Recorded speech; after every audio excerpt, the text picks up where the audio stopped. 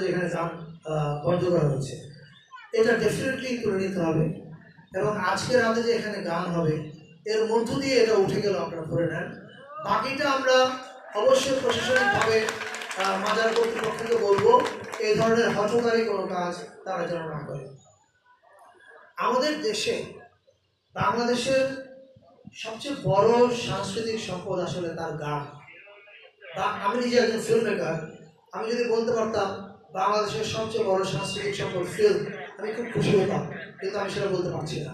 কারণ আমি জানি ফিল্ম আমাদের সবচেয়ে বড় অ্যাসেট না, আমাদের সবচেয়ে বড় সম্পদ গান, এবং নানা রকমের গান।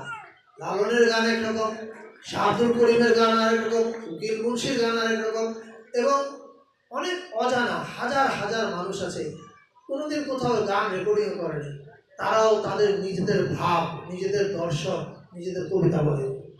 আমরা তাদেরকে নিয়ে কাজ করতে চাই, আমাদের মন্ত্রণালয় তাদেরকে নিয়ে কাজ করবে। সেখানে এই বিভিন্ন মাজারে যারা গান গায় তারাও অন্তর্ভুক্ত থাকবে। এবং সেটা কীভাবে আমি একটু ছোট্ট করে বলতে চাই। কিছুদিন আগে, মানে পরশুদিন রাতে, ইন্টারকন্টিনেন্টাল হোটেলে একটা ইনভেস্টমেন্ট সামিট হয়েছে, আপনারা জানেন, বিডার আয়োজনে। সেখানে কালচারাল ইভেন্টটা আমরা করেছি, এবং কালচারাল ইভেন্ট শেষ হয়ে যাওয়ার পরদিন ইয়াং ওয়ান কর্পোরেশনের চেয়ারম্যানের সঙ্গে আমার একটা মিটিং ছিল। সেই মিটিং উনি বারবার বলছিলেন যে আমরা বিস্মিত হয়ে গেছি পুরো কালচারাল পারফরমেন্স দেখে, এবং উনি যাদের নাম বলছিলেন তারা কেউ মানে সো কল্ড মিডল ক্লাস খ্যাতিমান কেউ না। উনি বলছিলেন আলেয়া বেগমের কথা, উনি বলছিলেন আরজ আলী মিয়ার কথা। এখন এই আরজ আলী মিয়াকে, আরজ আলী মিয়াকে আমি ফেসবুকে কেউ একজন দেখি যে লিঙ্ক শেয়ার করেছিল একটা গানের। দেখার পরে আমি তার গান শুনে চমকে যাই, এবং আমি খোঁজ দিয়ে জানতে পারি উনি কোনো রেকর্ড টেকর্ড কোনোদিন কিছুই করেননি, পথে পথে গান একটা আসছে। আমি স্থানীয় ডিসির সঙ্গে যোগাযোগ করে তাকে ঢাকায় আনার ব্যবস্থা করি।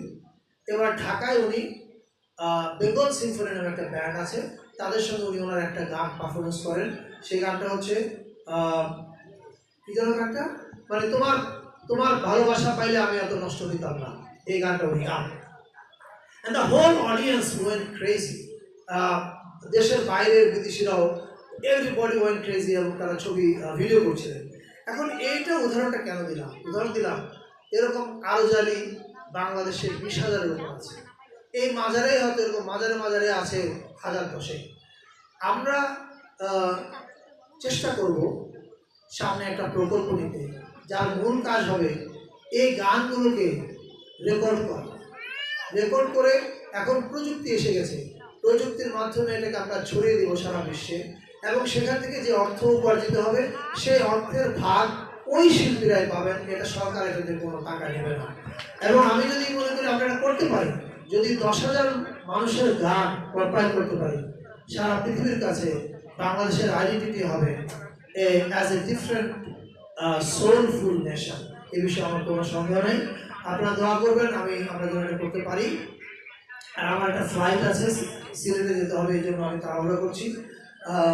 শেষে আমি একটা খুব ব্যক্তিগত কথা বলি। আমি ছোটোবেলায় আমার বাবা এবং মায়ের সঙ্গে প্রথম যাই হচ্ছে ওরসে। আমার বাবার মা ছিলেন লাকসামের চাঁদপুরি শাহের মুরিদ। তো খুবই ছোটো ছিলাম আমি, ওরসে যাই, গিয়ে দেখি যে লক্ষ লক্ষ লোক একসাথে শুধু জিকির করছে।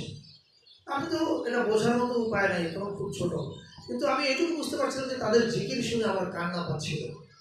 এই যে আল্লাহর নাম জপছে, আর এটা শুনে একটা অবুঝ ছেলে তার কান্না পাচ্ছে, সে আবেগ আক্রান্ত হচ্ছে। এই আবেগটাই হচ্ছে খুবই সহি একটা আবেগ, এবং এই আবেগের জায়গাতে আমাকে বহু বছর পরে আরেকবার ফিরে যাওয়ার সুযোগ করে দেওয়ার জন্য রোমন ভাইকে ধন্যবাদ। এই জায়গায় অনুষ্ঠানটা না হলে হয়তো এটা আমার মনে পড়তো না।